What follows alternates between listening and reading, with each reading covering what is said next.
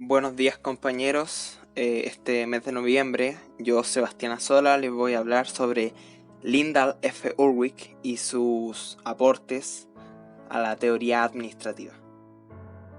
Pero ¿quién era realmente F. Urwick? Bueno, era un empresario, un economista y también uno de los pensadores más influyentes durante la primera mitad del siglo XX en el Reino Unido. Nacido en Worcestershire, Inglaterra, el 3 de marzo de 1891, fue hijo de uno de los socios más importantes de una compañía de guantes llamada Fownes Brothers. También estudió en prestigiosas escuelas y universidades como la New College of Oxford, que se puede ver aquí a mi derecha. Al acercarse a la Primera Guerra Mundial, se unió al ejército, aproximadamente a los 23 años, donde tuvo un servicio activo en las trincheras, destacando sobre todo en el campo de batalla, llegando incluso al rango de comandante y siendo condecorado con la Cruz Militar. Se considera que su tiempo en la milicia tuvo una cierta influencia en su visión sobre cómo debe ser la gerencia. Al acabar la guerra en 1918, se unió a la compañía de su padre en Fownes Brothers. Sin embargo, no duró mucho ahí, puesto que fue contratado por Benjamin Seaborn Rowthree, un investigador y dueño de las compañías confiteras Rowtree's en York. Urwick fue contratado principalmente con el objetivo de que modernizara la empresa Rowtree, utilizando su propia visión, la cual estaba fuertemente influenciada por el trabajo de Frederick Taylor en su concepto sobre la administración científica. También, aunque en menor medida, por el trabajo de Mary Parker Follett, la cual es una pionera en la teoría y comportamiento organizacional. Un par de años después de haber entrado a Rowtree's, él, junto con un colega llamado Oliver Sheldon, se unen a la Taylor Society, la cual era una agrupación estadounidense fundada en 1911 que se encargaba básicamente de promocionar la gestión científica de Taylor. Con el tiempo, este pensador fue haciendo su nombre. Fue tanto así que en 1928 fue nombrado director del International Management Institute, o IMI, en Ginebra, Suiza, la cual es una escuela privada de negocios que se especializa en la educación ejecutiva. Pero la verdad no estuvo mucho tiempo como director en el IMI, porque la verdad el instituto cerró en 1933, pero el tiempo que estuvo ahí le permitió dar una gran cantidad de conferencias, difundir el primer estudio europeo de la investigación de Elton Mayo, promover los escritos de Henry Fayol y también, así como súper importante, le permitió escribir 2 libros. Primero, El significado de la racionalización de 1929 y La administración del mañana de 1933. Una vez cerró el instituto, Urwick regresó a Gran Bretaña y fundó en 1934 junto a un colega suyo llamado John Orr una consultoría de gestión llamada Urwick, Orr and Partners, o para abreviar UOP, la cual tenía como principal lema, aquí lo voy a citar: beneficio por principio, un servicio británico para empresas británicas en la aplicación de los principios de dirección y control. Aunque a inicios de la Segunda Guerra Mundial, Orr deja la empresa, pero al mando de Urwick, aún así su consultoría logra gran relevancia, sobre todo entre los años 40 y 50. Más o menos por esos años, Urwick comienza a escribir The Elements of Business Administration, uno de sus escritos más importantes, publicado en 1943. También trabajó con un consultor de su compañía llamado Edward Francis Leopold Brecht para escribir la trilogía Making of Scientific Management. Urwick estaba muy preocupado por la carencia de educación gerencial en Gran Bretaña, por eso estuvo involucrado en las más tempranas discusiones para lo que después se convertiría en la Universidad del Personal Administrativo en 1948. Aunque la verdad no estaba muy de acuerdo con la visión que tenían las universidades, ya que estas principalmente se enfocaron en cursos cortos de 3 meses para ejecutivos ya establecidos. Pero él, sin embargo, quería una visión más como norteamericana, donde eran cursos más largos dados a estudiantes. Años después, en 1955, y por sus aportes a la administración, Urwick recibe el premio Wallace Clark, el cual es un premio de gestión otorgado desde 1949. Posterior a eso, Urwick decide retirarse a Australia, donde pasa sus últimos años muriendo el 5 de diciembre de 1983, a los 92 años. Todos sus trabajos fueron donados a la Universidad de la Gerencia en Hurley, antes conocida como la Universidad del Personal Administrativo. Según muchos autores, el mayor mérito del británico Lyndall Urwick fue haber consolidado los conceptos, ideas y principios desarrollados en un inicio por Fayol. De hecho, en su obra más conocida, The Management Elements, expone su idea y principio administrativo siempre tomando a Fayol como referencia. Bueno, pero en el caso de Fayol, los primeros elementos que considera en la administración serían la previsión. Sin embargo, Urwick logra expandir esta a 3 aspectos, como sería la investigación, la previsión y el planeamiento, los cuales él considera vitales en el proceso administrativo. De los principales elementos de la administración, según Urwick, serían primero la investigación, que básicamente consiste en obtener información útil para la empresa, luego la previsión, que es básicamente determinar lo que se desea lograr o los objetivos, y lo que podría suceder en el futuro a través de investigaciones y valoraciones, hasta determinar los diferentes cursos de acción que podrían tomarse. Tercero, el planeamiento, que consiste en trazar un plan o un camino concreto a seguir para alcanzar los objetivos. Esto se logra ya sea fijando una secuencia de operaciones o estableciendo tiempos para cumplir ciertos pasos, aunque obviamente hay muchos otros modos de hacerlo. Cuarto, organización. Esta principalmente hace referencia a la estructura que debe tener una empresa para mejorar la eficiencia. Quinto, coordinación. Esta se refiere básicamente a la coordinación que debe haber entre los procedimientos y los recursos para lograr un funcionamiento eficaz dentro de la organización. Sexto, mando o dirección. Es una fase que impulsa, coordina y vigila las acciones de cada persona o grupo de la organización con el objetivo de que todas ellas realicen de mejor manera los planes señalados por la empresa. Y por último, pero no menos importante, tenemos a control, la séptima, que consiste básicamente en establecer sistemas para medir los resultados actuales, compararlos con los pasados y relacionarlos con los resultados esperados.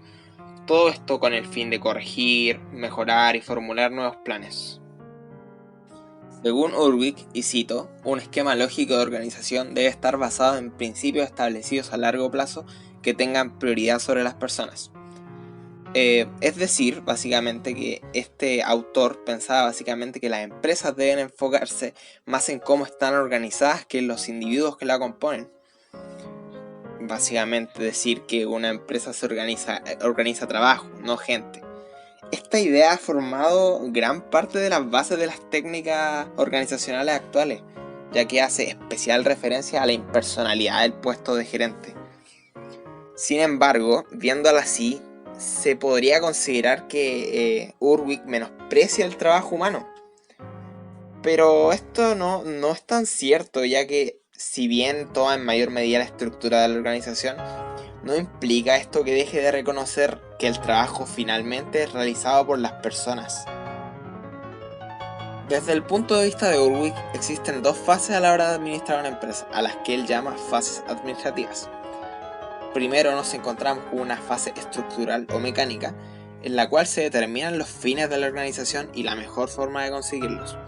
Aunque en esta etapa se inclina más por la parte teórica de la administración, tratando de proyectarla hacia el futuro. Posterior a esta viene una fase operativa, en la que se ejecutan todos los planes y actividades para lograr los objetivos anteriormente establecidos. Urwick durante una gran parte de su vida estuvo muy enfocado en divulgar las visiones de autores clásicos que él admiraba. Él propone enfoques o principios inspirados en estos autores. El primer principio con el que nos topamos sería el principio de especialización. Este sugiere límites en las actividades que deben realizar los trabajadores. Bueno, dicho con otras palabras, un individuo en una organización debe tratar, si es posible, de realizar una sola función, lo que le permitirá desarrollar habilidades y destrezas relacionadas con esta función, que lo harán más eficiente a la hora de realizar sus tareas. Todo esto causaría que en la organización estén mejor definidas las divisiones de trabajo. También, este principio da origen, según Urwig, a los esquemas organizacionales de línea, staff y funcional, tan mencionados por administradores contemporáneos. Principio de autoridad.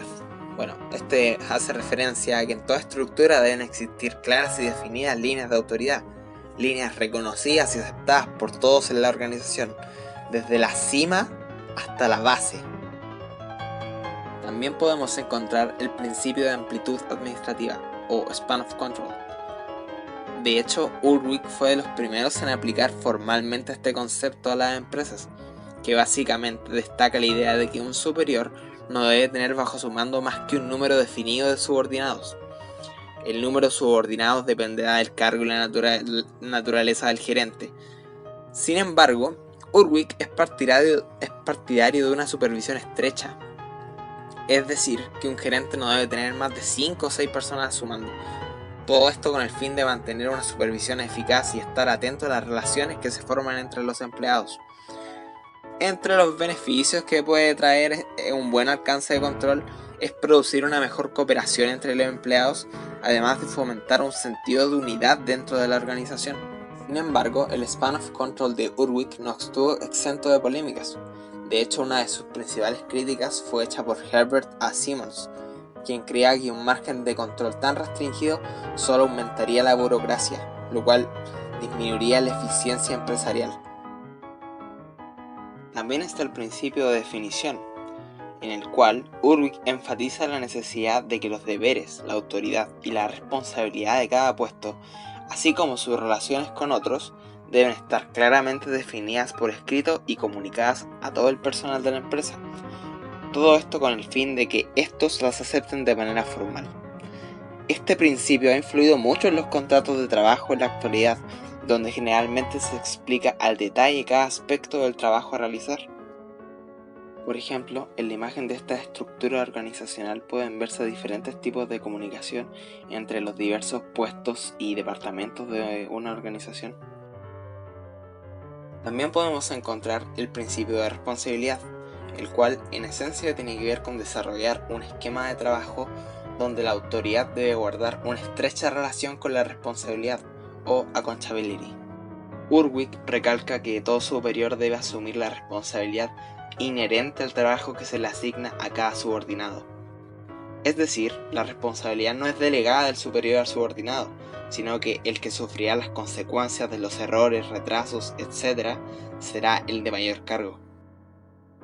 Otros principios del management de Urwig menos importantes serían, por ejemplo, el principio de continuidad, el cual dice que todas las decisiones que se tomen, las estrategias, los planes y la estructura corporativa deben desarrollarse lo máximo posible con el fin de garantizar que la empresa perdure en el tiempo y en el mercado. También podemos encontrar el principio de equilibrio, el cual dicta que todas las áreas de la empresa deben trabajar en conjunto y aportarse de manera recíproca y equilibrada, todo por el bien de la compañía. A lo que voy es que los distintos departamentos de una empresa deben apoyarse mutuamente, al igual que las personas. También encontramos el objetivo, el cual se refiere a que la empresa debe tener un objetivo factible en la mente, al cual se dirijan y que sirva como referencia tanto para los trabajadores como para los departamentos. Principio de coordinación. Este hace referencia a que los mandos gerenciales y directivos son los responsables de coordinar todas las actividades y tareas dentro de la organización. Estos generalmente están apoyados por los departamentos de staff. Principio de correspondencia. Este dicta que los gerentes y directivos deben tener todas las herramientas disponibles a la mano y también, muy importante, la habilidad suficiente como para llevar a cabo el proceso de toma de decisiones de manera adecuada. Para concluir, Lindahl ante todo logró transmitir las perspectivas e ideas de diversos autores clásicos, integrando más que nada su propia visión, logrando, según algunos expertos, hacer un mayor aporte a la administración en general. Además, cabe recalcar que muchos de sus conceptos, principios y publicaciones, como The Elements of Business Administration, junto con la revista académica fundada por él y Luther Gulick, Administrative Science Quarterly, considerada una de las revistas más importantes en negocios del mundo, aún se mantienen vivas y relevantes en el mercado actual, inspirando así a los empresarios y administradores del mañana. Y ese fue mi video. Más que nada me quería quedar a agradecer a los que vieron el video hasta el final. Y muchas gracias también a Linda Lefe Ulrich por todos los avances administrativos que nos trajo todo su trabajo.